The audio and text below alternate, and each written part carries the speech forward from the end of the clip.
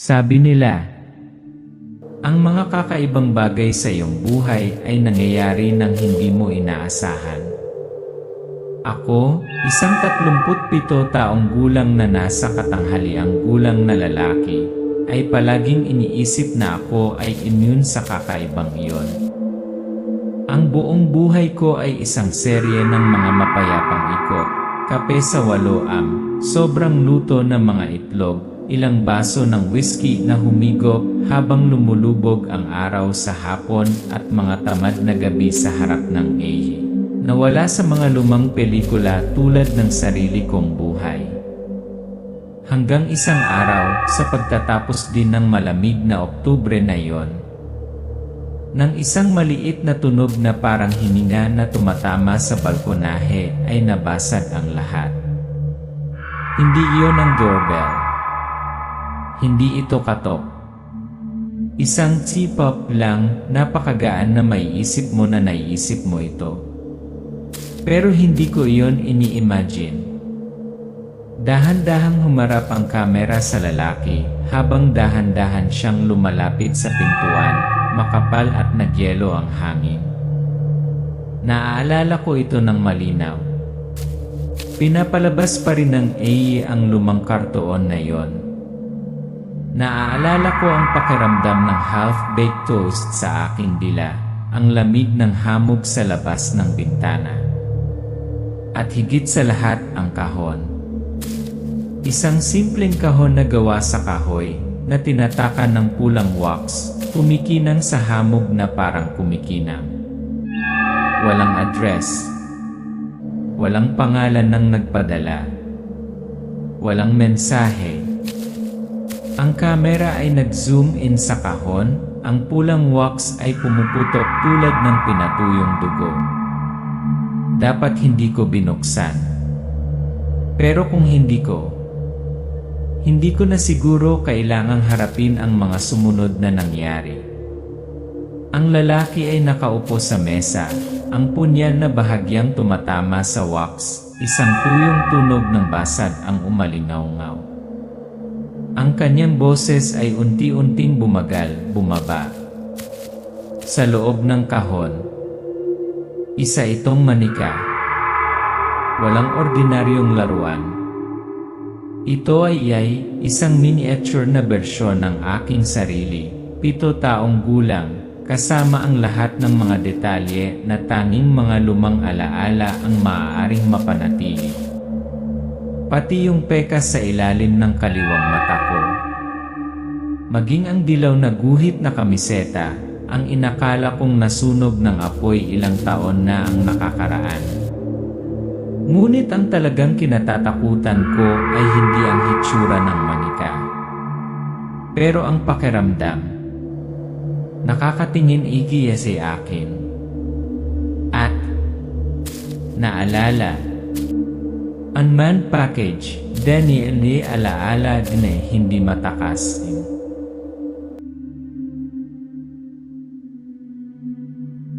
May mga araw na tila nasa malamig na pagtulog ang buong mundo. Taglagas, ang makulimlim na panahon na may makapal na hamog at malamig na tumatagos sa bawat himaymay ng katawan. Sa mga araw na ganoon, madaling mapagkamalang huminto ang oras. Para sa akin, hindi lang basta feeling. Ito ay isang katotohanan. Interior scene, isang maliit, maayos at monotonous na bahay. Isang nasa katanghaliang gulang na lalaki ang nakaupong mag-isa sa sala. Isang sira-sirang upuan, ang madilim na liwanag mula sa na nagpapatugtog ng isang lumang black and white na pelikula. 37 taong gulang. Isang malungkot, hindi kilalang lalaki, nakatira sa isang loob na tinatawag kong kapayapaan. Kape sa waloam, piniritong itlog sa gilid, sinunog na tinapay. At ang mga tahimik na gabi ay pinapatulog ang sarili ko sa mga lumang cartoons na may kaunting whiskey upang paginhawahin ang pakiramdam ng kawalan ng laman. Buong buhay ko, boring routines lang. Pero salamat doon. Akala ko ligtas na ako. Isang lumang larawan na nakasabit sa dingding ng isang ina at isang batang lalaki na may malabong ngiti. Ang lumang picture frame na may bakas ng puso. Ang aking ina, ang pinakamalungkot na babae sa mundo. Hindi siya masyadong mahilig magsalita. Ang lahat sa pagitan namin ay tahimik na tingin at walang katapusang katahimikan. Naaalala ko siya mula noong gabing iyon, 30 taon na ang nakakaraan. Ang gabi kung kailan nilalamon ng apoy ang lahat, mga libro, mga painting, mga lumang teddy bear, at maging ang paborito kong dilaw na striped shirt. Isang buong linggo siyang umiyak pagkatapos noon. At ako nakatayo lang ako doon na nanonood. Dahil sa kaibuturan ko, alam ko, ang apoy na yon ang sumunog higit pa sa bahay. Nasunog ang aking pagkabata. Sa labas ng bintana, ang hamog ay kasing kapal ng paghinga, namumuo sa malabo na kumpol. That afternoon, everything was going fine hanggang sa may narinig akong ingay. Hindi ito katok sa pinto. Ito ay hindi isang doorbell, ito ay nasira mula noong nakaraang taon. Isang napakagaan na tip-up lang, sapat na para tumigil ako sa pagmuya sa aking tuyong tinapay. Tumayo ang lalaki, dahan-dahang naglakad papunta sa pinto. Hawak ang kanyang telepono, binuksan ang kamera ng pinto. Ang nakasulat sa screen ay "No movement detected". Puting fog lang sa labas, ang mga silhouette ng mga puno ay parang natutulog na mga higante. Pero sa paanan ko, may isang kahon. Isang maliit, katangi-tanging gawa sa kahoy na kahon. Ang takip ng kahon ay tinatakan ng isang patong ng maitim na pulang wax tulad ng namuong dugo, at sa gitna ng wax ay isang pabilog na simbolo, isang mahigpit na hinabing lubid na may bitak sa gitna. Walang address. Walang pangalan ng nagpadala. Walang mensahe. Isang kahon lamang, maliit, ngunit malamig na parang isang piraso ng yelo sa kalagitnaan ng taglagas. Sinusundan ng kamera ang mga yapak ng karakter. Dinadala niya ang kahon sa loob, inilagay ito sa coffee table. Madilim ang ilaw sa paligid nito. Hindi ako isang taong madaling magayuma. Ngunit may isang bagay sa kahon na ito tumatawag sa akin. Isang di nakikitang bulong-bulong mula sa mga bitak ng kahoy, mula sa mga bitak ng wax ng tuyong dugo. Ang karakter ay kumukuha ng kutsilyo, maingat na pinipiga ang wax. Maririnig ang tunog ng click, malutong na parang mga tuyong buto na nabali. Nadudurog ang wax. Bumukas ang takip ng kahon. At sa loob, ako ba? Nag-zoom in ang kamera, isang maliit na kahoy na manika, napakagandang inukit hanggang sa puntong nakakatakot. Ang batang lalaki ay nakasuot ng dilaw na guhit na kamiseta, lumang pelus na pantalon. Ang kanyang buhok, ang kanyang mga mata, ang mga peka sa ilalim ng kanyang kaliwang mata, lahat ay mga miniature na bersyon ng nasa katanghaliang gulang na lalaki. Hindi isang ordinaryong manika. Hindi isang bagay na ginawa para paglaruan. Isa itong alaala. Ito ay nakaraan. It's a perfect replica of me, the child who burned that house that year. Ang lens ay nag-zoom in sa salamin ng mga mata ng manika. Ang madilim na liwanag ay sumasalamin. Isang kakaibang liwanag ang kumikislap sa kaibuturan ng mga mata. Gusto kong maniwala na nagkataon lang. Isang kakaibang pagkakataon. Ngunit pagkatapos, nakikita ko, yung mga mata hindi lang liwanag ang sinasalamin. Sinasalamin nila ako. At sila nakatingin. Mula sa sandaling iyon, lahat ng bagay sa bahay nagsimulang magbago. Hindi malinaw. Hindi malakas. Maliliit lang, tahimik na mga pagbabago, tulad ng maliliit na bitak sa ibabaw ng salamin, hindi mo agad mapapansin hanggang sa ito ay mabasag. Tumayo ang karakter mula sa kanyang upuan. Bahagyang kumikislap ang chandelier sa kisame. Isang malamig na hangin ang dumaan kahit nasarado ang mga bintana. Ang mga ilaw ay kumikislap, ang AC ay nawawalan ng signal. Ang signal ng telepono ay nawawala. Ang buong mundo sa labas ay tila lumabo sa ilalim ng makapal na ulap. Kinuha ng karakter ang telepono, blanko ang screen, walang signal. Sa kanyang tainga, may mapurol na hugong, parang may bumubulong malapit sa airdrome. Sinisi ko ang panahon. Pero ang kahon. Ang mga magaspang na itim na linya ay lumilitaw sa kahabaan ng dibdib ng manika, tulad ng isang magaspang na tahi na umaabot mula sa leeg hanggang sa tiyan. Bahagyang kumibot ang braso ng manika, isang napakababa, nakakakilabot na paggalaw. Hindi ako sigurado na laging ganito. Pero I swear pag binuksan ko yung box, wala yung tusok na yon. At kung paano gumalaw ang braso nito, parang sinusubukang gumalaw. Tumalikod ang figura, gumawa ng dahilan upang linisin ang mga tasa. Ngunit nang muli niyang lingunin, itinagilid ng manika ang ulo nito. Ang salamin nitong mga mata ay nakatitig sa kanya, blanko ngunit nakadiin. Sinubukan kong matulog. Pero sa halip na naginip ako, walang katapusan ang hallway. Maputla ang dilaw na ilaw. Ang espasyo ay baluktot tulad ng isang baluktot na lente. Umaalinggaw ang isang malayong lullaby, baluktot, sira. Lullaby. Bulungan ng boses ng babae. Tumahimik ka na, anak. Manahimik ka na, huwag ka nang umiyak. Umalis ang karakter, malamig na umaalingaw ang mga yaba. Sa dulo ng pasilyo, isang malabong figura, walang mukha, walang hugis, nakatayong naghihintay. Gusto ko nang tumigil. Pero hindi nakikinig ang mga paa ko. Iniabot ni Shadow ang isang kamay na parang nag-imbita. Bago ko siya hawakan. Gising na ako. Pabalik sa kwarto. Malamlam ang ilaw. Humihingal ang lalaki, basang-basa sa malamig na pawis. Sa labas ng hallway, ang anino ay naroon pa rin. Camera, point of view ng character. Sa dulo ng hallway may lilitaw na anino. At sa salamin, nakikita ko ang sarili ko. Pero hindi ako yun. Sa salamin, larawan ng karakter, baluktot na mukha, mga mata na kasing itim ng hupay. Ang refleksyon ay hindi sumasabay sa akin. Nakatingin ito sa akin, nakangiti na para bang kanina pa ako hinihintay.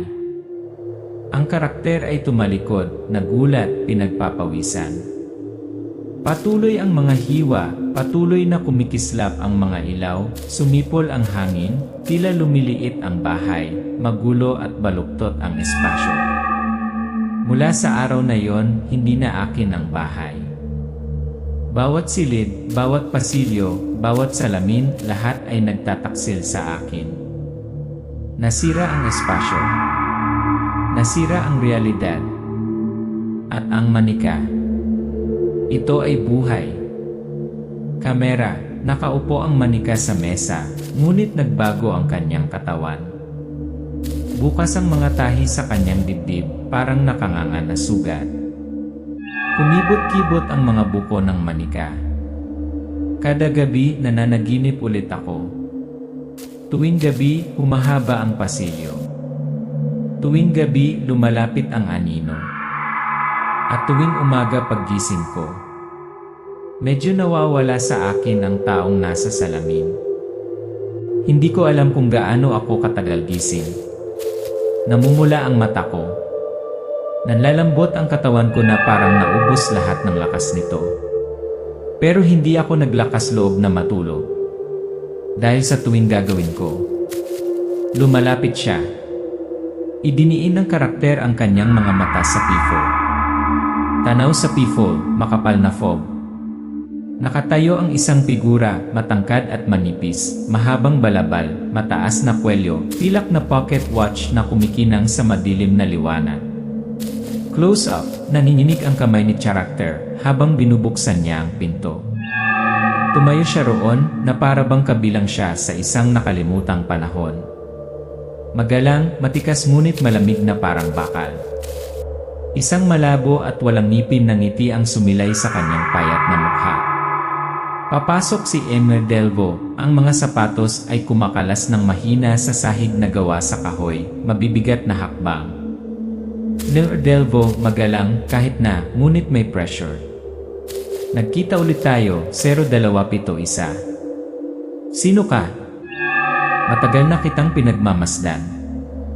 Baka tawagin kitang isang nawalang legacy. Emer Delvo strolls around the room, eyes glance at the doll sitting quietly on the table. His leather-gloved hand touched the doll, isang kakaibang ritual ng pagpipitagan. Hindi ka ipinanganak. Ikaw ay natipon. Dinesenyo. Isang eksperimento noong huling bahagi ng 50, sikreto, tahimik gaya ng kadiliman ng Cold War. Gumawa kami ng mga buhay na alaala, mga entity na nagdadala ng mga fragment ng mga totoong tao. Pero nakatakas ka. Binuo mo ang iyong sariling mga alaala. Akala mo malaya ka na. Ngunit ang mga tunay na alaala at artipisyal na alaala ay hindi nagkasundo. Ngayon nag-aaway sila. At ikaw ay nagkakawatak-watak. Ang karakter ay suray-suray, humihina. Ang imahe ay lumabo, ang mga pader ay umiikot, ang mga ilaw ay kumikislap. Space warps, mukhang ito ay malapit ng gumuho. So para saan ka nandito?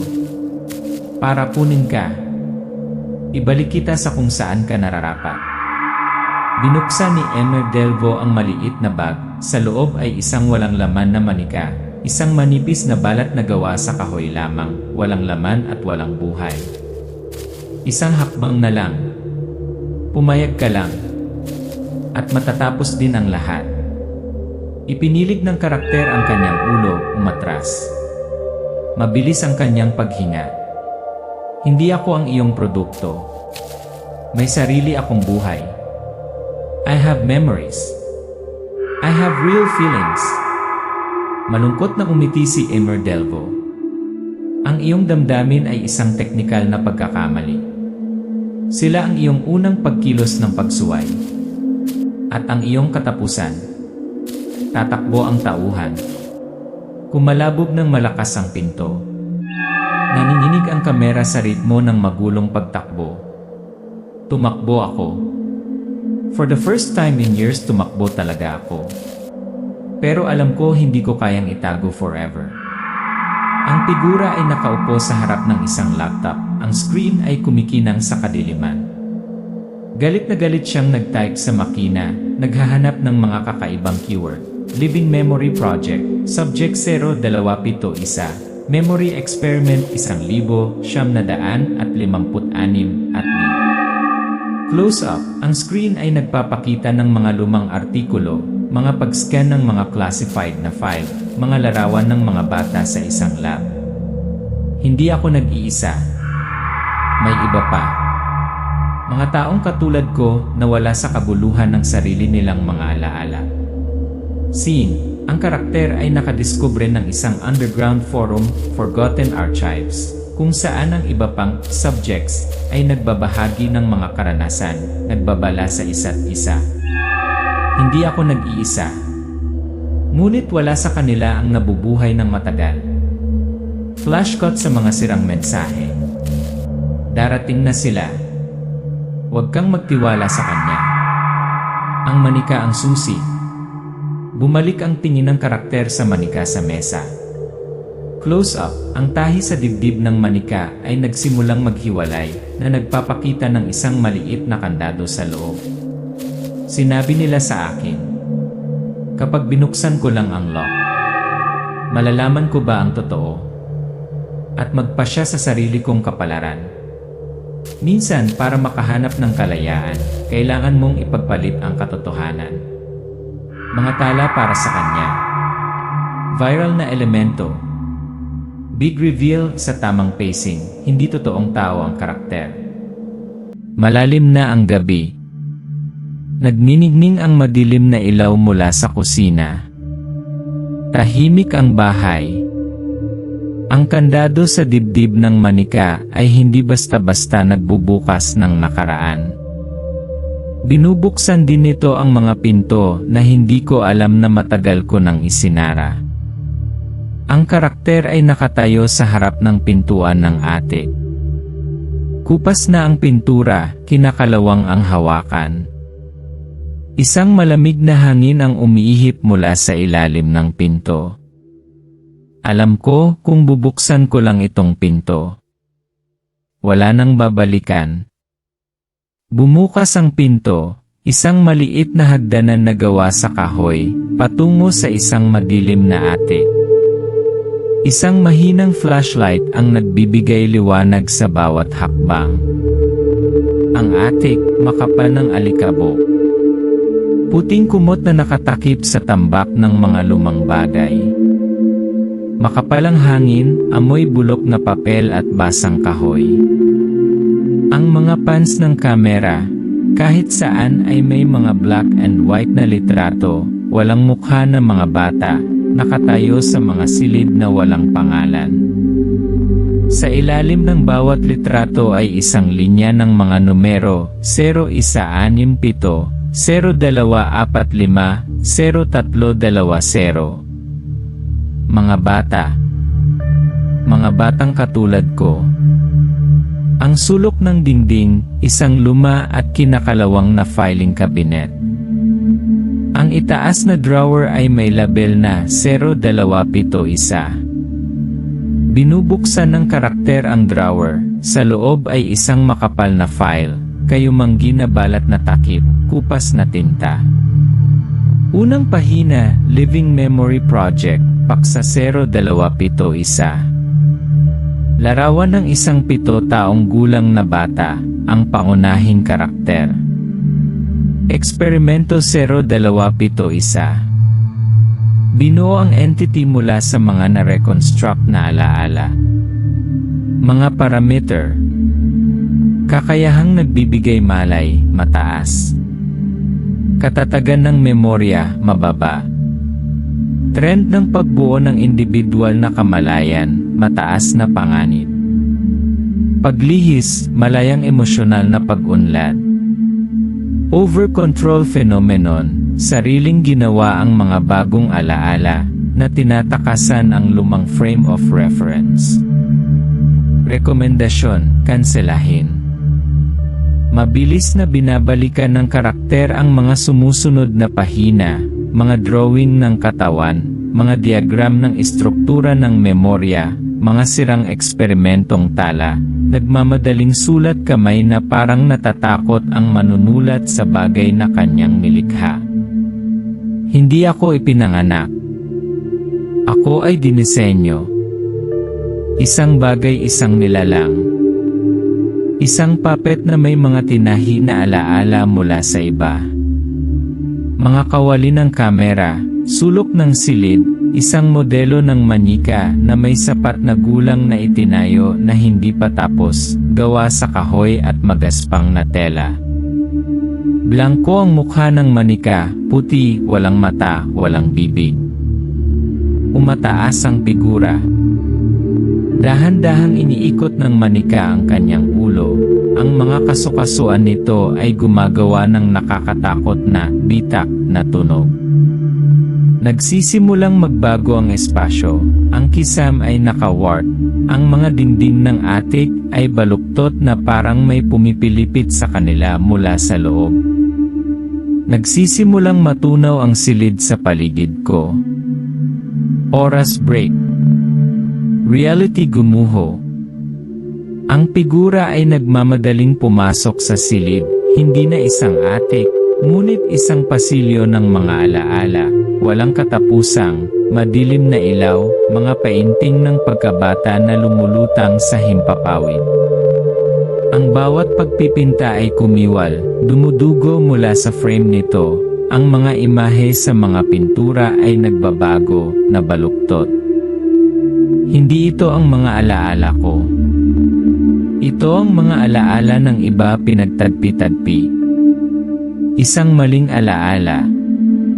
Isang buhay na hindi kailanman umiral. Nakatayong naghihintay ang nasa hustong gulang na manika, sa pagkakataong ito ay kumpleto.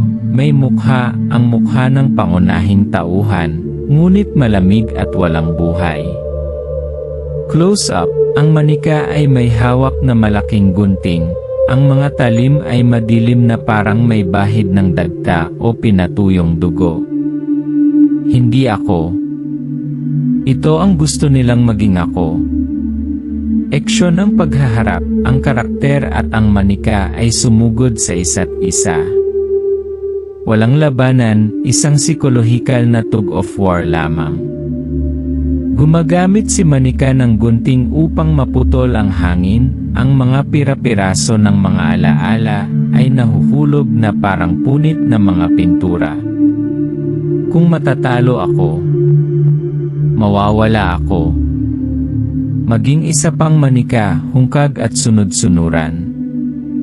Ang karakter ay sumisigaw, bumubulusok sa katawan ng manika. Mabagal na paggalaw, kapag hinawakan, ang katawan ng manika ay pumuputok, ang mga tahi ay pumutok, puting ilaw ay bumubuhos. Flashback, mga alaala ng isang sunog sa pagkabata, ang mukha ng isang ina na umiiyak ng tahimik, malungkot na mga araw, maliliit na fragment ng masasayang alaala, lahat ay pinagsama-samang kumuha ng karakter. Ang tinig ng tagapagsalaysay ay basag ngunit malakas. Kung ang alaala ay totoo o peke. Nabuhay ako. Naramdaman ko. At ako. Piliin mo. Ang manika ay nabasag sa alabo. Gumuho ang memory corridor, bumaha ang ilaw. Ang karakter ay gumuho sa atin. Pawis na pawis, humihingal. Ang liwanag ng umaga ay kumikislap sa maliit na bintana ng atik.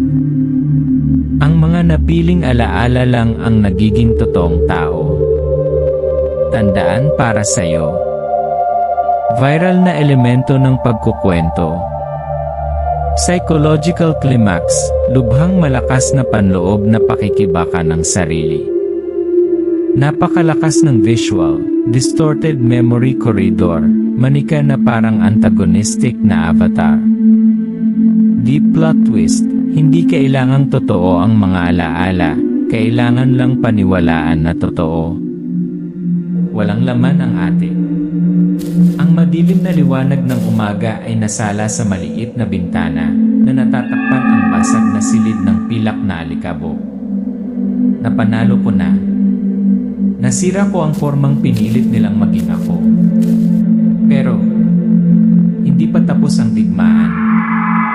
Sa gitna ng silid, biglang lumitaw ang isang pinto, hubad, nakatayong mag-isa, hindi konektado sa dingding o sahig. Ang madilim na frame ng kahoy, masalimuot na inukit na may mga larawan ng mga lubid, gear, sirang mga sinulid. Sa pamamagitan ng pinto, napakaitim na espasyo, walang hugis, walang tunog, puro kadiliman lang. Isang portal na walang patutunguhan.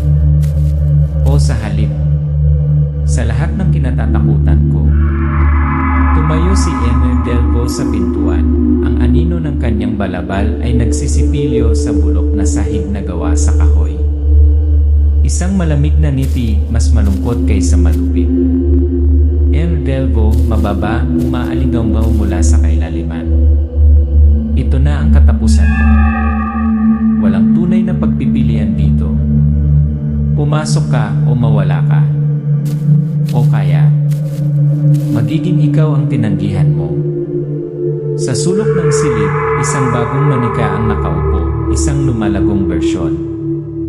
Ang mga kahoy na balat ay unti-unting humihigpit, ang mga kasukasuan ay nagiging perpekto, ang mga linya sa mukha ay nagiging mas malinaw, ang hugis tulad ng pangunahing karakter.